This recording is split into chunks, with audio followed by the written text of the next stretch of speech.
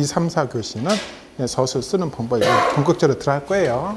그래서 서술을 이제 쓰는 방법인데, 이 서술은 첫 번째 장, 두 번째 장, 세 번째 장이 이렇게 있겠죠. 그죠? 그래서, 크게 봤을 때는 첫 번째 장에는 개요 부분이 이제 들어가는 거예요.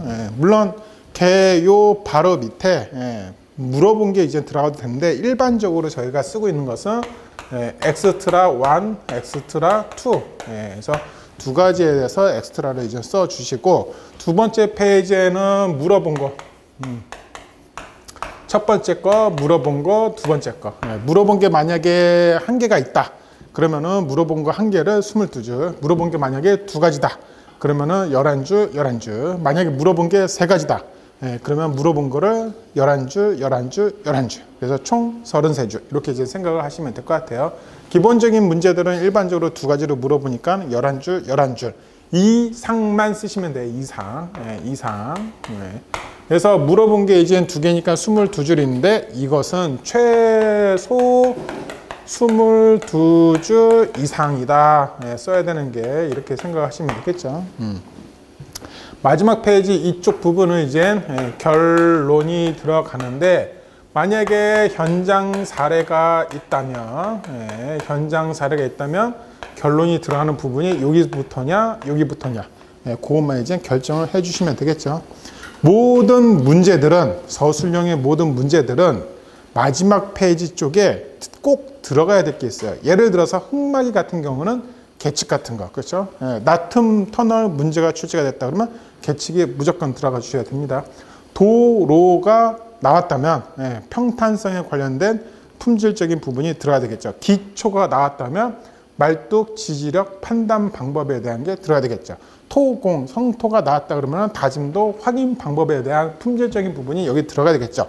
건설 기계가 나왔다 그러면 건설 기계의 안전관리 사항, 거푸집 문제가 나왔다. 거푸집의 안전관리 사항. 그렇죠.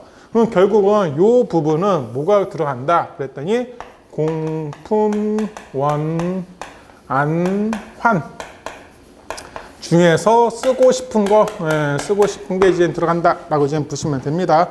공정관리, 품질관리, 원가관리, 안전관리, 환경관리 중에서. 그래서 어떤 종류의 공종이냐에 따라서 저는요 공정관리를 쓰겠습니다. 예를 들어 그 아스팔트 포장 장비의 조합의 원칙과 관리 운영 방안에 대해서 설명하세요 라고 문제가 출제가 됐다면, 아스팔트 건설 기계의 장비 조합과 관련성이 있으니 그거에 따른 공정관리는 나는 어떻게 하겠습니다 라고 이제 들어가셔도 되겠죠. 이런 거예요, 우리가 이제 생각을 하는 거. 그래서 만약에 해양에 관련된 문제, 케이슨에 관련된 문제가 출제됐다 그러면 이제 환경관리가 들어갈 수도 있겠죠. 환경영향평가 요즘에 많이 하고 있잖아요. 그 굴포천 하천 정비 사업을 할 건가 봐요. 그래서 다음 주에 그 환경영향평가에 대한 주민 설명회를 계양구청에서 한다고 하더라고요. 그런 식으로 이제 환경영향평가를 하고 이제는 하는 시대가 왔죠. 옛날에 1970년대, 80년대는 환경영향평가가 어딨어. 그냥 야 밀어, 다 내쫓아, 건설해, 빨리 분양해 이건데, 이제는 그게 아니죠. 사람도 살아가지만 그 생물체들도 같이 살아가는 거고, 생물체가 같이 살아가야지만 좋은 환경이 조성이 되고 사람의 여러 가지 생활 환경이 매우 좋아지는 거죠. 그런 걸 이제 생각한다는 관점에서는 환경영향평가 뭐 이런 게 들어가야 돼요. 만약에 도로 도시 계획이라든지 도로 계획에 관련된 문제가 출제가 됐다. 그러면은 도로교통 영향평가에 관련된 문제가 답이 들어갈 수도 있겠죠. 그래서 그 뭐 영향평가 쪽은 전부 다 환경과 관련이 있다고 생각하시면 돼요.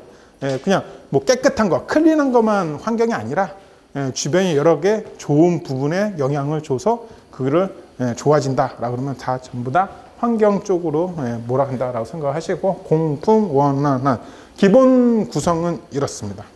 기본 구성은 이런데, 이 답안지가 서술형의 답안지는 이제 기본 구성을 여러분들이 아실 거예요. 그래서 조금 여기서 이제 구체적으로 들어가면 뭐 개요는 6줄을 써야 됩니다.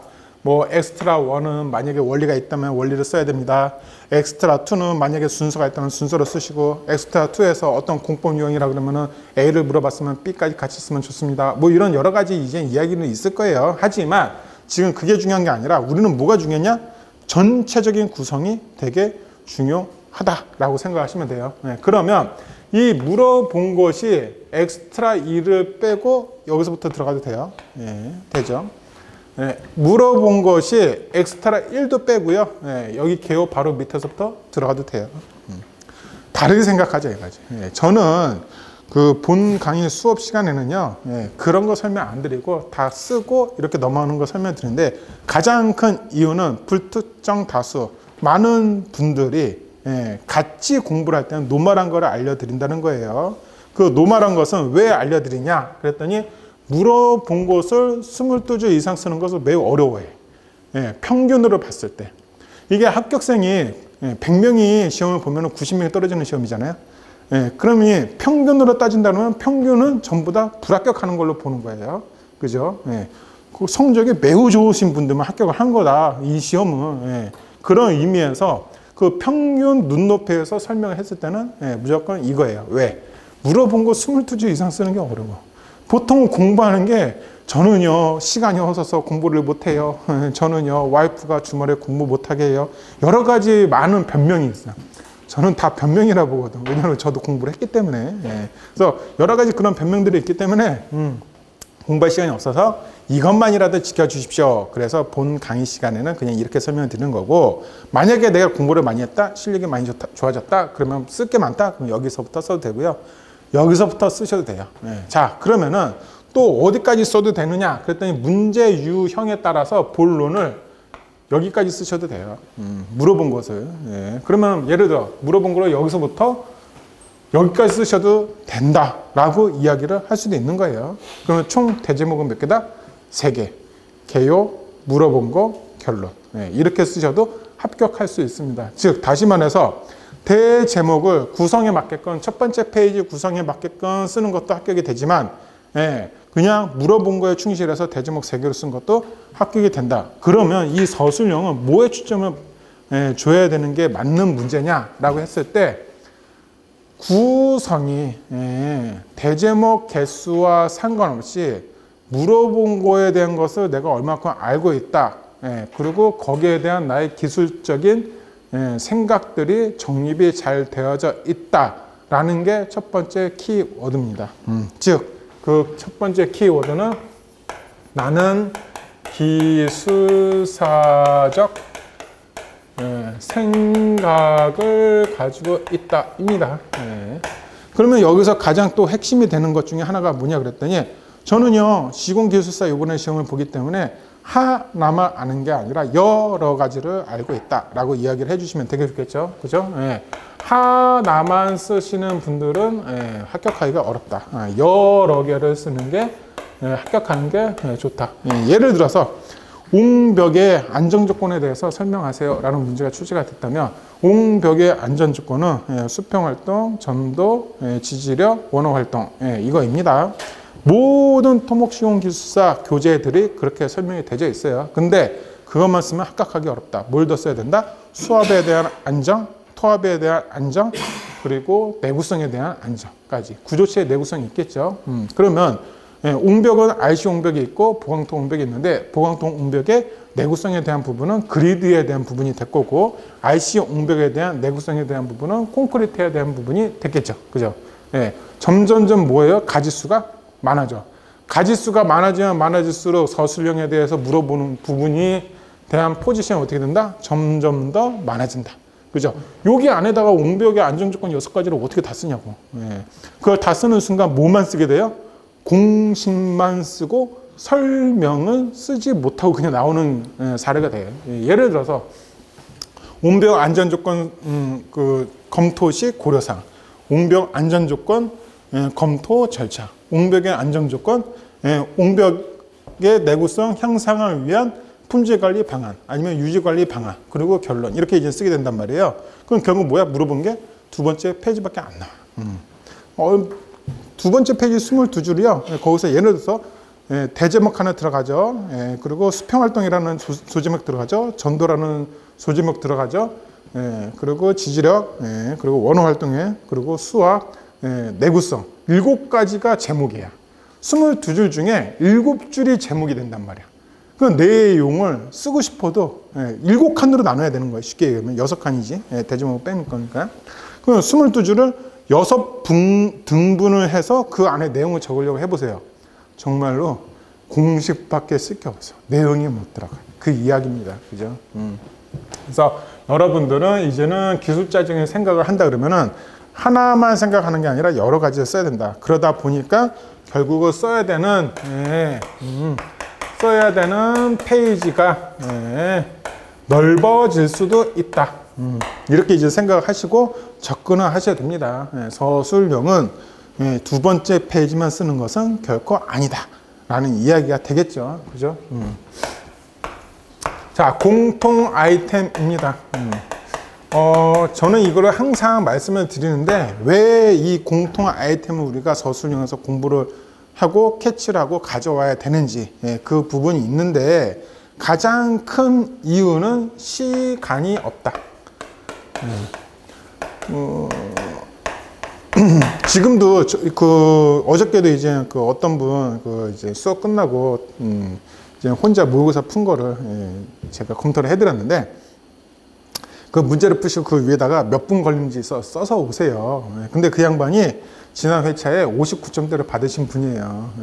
59점대를 받았다는 거는 다 썼다는 얘기고 시간 내에 거의 다 풀었다는 거예요. 무조건. 그죠? 근데 지금 연습하는데 한 문제 푸는데 35분씩 걸려. 24분, 25분에 써야 되는데 지금 연습하고 있는데 35분. 좀 빠른 게 31분. 그죠? 자, 본인도 이제 답답하다는 거 어저께. 그죠? 결국 뭐다? 시간을 못 찾으면은 시간 내에 못 쓰면은 이 시험은 끝이다. 그죠? 채점 제외가 대상이 되지. 그냥 답안지 뺏어가니까. 그러면 이거를 줄이려고 그러면은 여러 가지 방법이 있지만 그 중에서 가장 쉬운 방법은 공통 아이템입니다.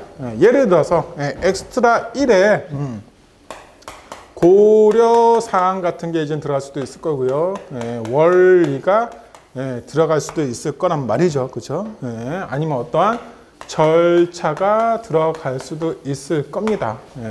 엑스트라 2에는 어떤 비교 표가 들어갈 수도 있을 거고, 그리고 여기서부터 이제 본론이 들어가는 것도 뭐 있을 수도 있지만 그것보다는 뭐 비교표 뭐 아니면은 예를 들어 문원대를 물어봤는데 문원대 형식의 문제인데 원인과 대책을 물어봤다면 나머지 하나 남은 거. 그래서 나머지 남은 거를 엑스트라를 집어넣는다든지 공법 유형은 순단주인데 특징과 주의사항을 본론에서 물어봤다면 순서를 안 물어봤으니까 그 안 물어본 거를 여기다 쓴다든지 그런 식으로 이제 넣을 수가 있거든요. 그래서 쓸 게 많아 생각보다. 그죠? 그러면 그 쓸 게 많은 것들을 나는 흑마기는 우리가 크게 봤을 때요.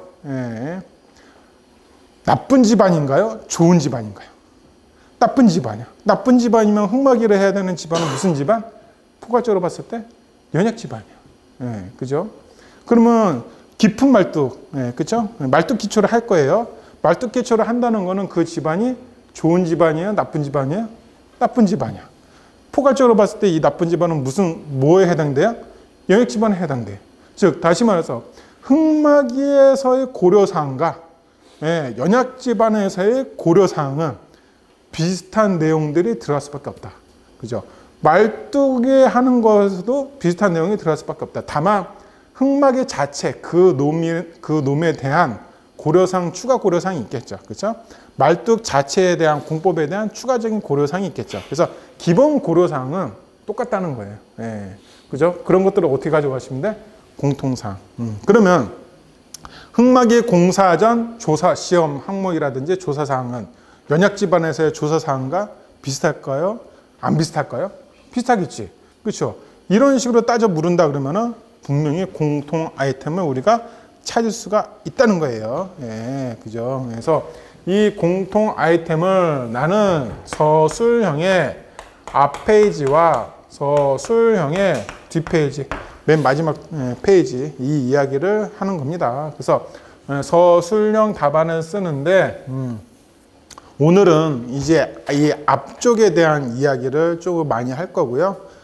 그리고 본론은 어떤 식으로 1페이지랑 2페이지에서 꾸려가는 게 좋은가 그 이야기를 오늘 조금 본 수업 시간에 하려고 하는 거다라고 생각을 하시면 될 것 같아요. 그래서 이거 두 개를 조금 명확하게 머릿속에 가져가시고 오늘 수업에 임하신다 그러면은 이게 여러 잡생이가 있잖아요. 그죠? 인터넷에 보거나 학원을 다니거나 그러면은 여기서 들은 말도 있고 여기서 들은 말도 있고 그러다 보면은 본인이 이것도 초점 저것도 초점 이것도 초점 저것도 초점 그래서 초점을 맞춰야 될 게 너무 많은데 지금은 이제 여러 군데다 초점 맞추지 말고 오늘은 요 딱 두 가지만 초점을 맞춰서 그거대로 껴 맞추는 연습을 우리가 해보자 그거입니다.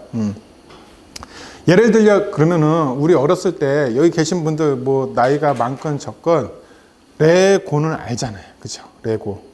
레고를 쌓아서 올리는데 중간에 아구리가 잘못 맞으면 어떻게 되겠어요? 힘이 없고 뚝 건드려도 그냥 자빠지겠죠. 그죠? 똑같아. 이 서술도 차곡차곡 1번부터 7번까지 대제목을 쓴다라 그러면은 그 사이에 아구리가 제대로 들어가져 있어야지만 제대로 쌓아 올릴 수 있다라고 이제 생각하시면 될 것 같습니다. 그래서 오늘은 이렇게 이제 서술은 되는.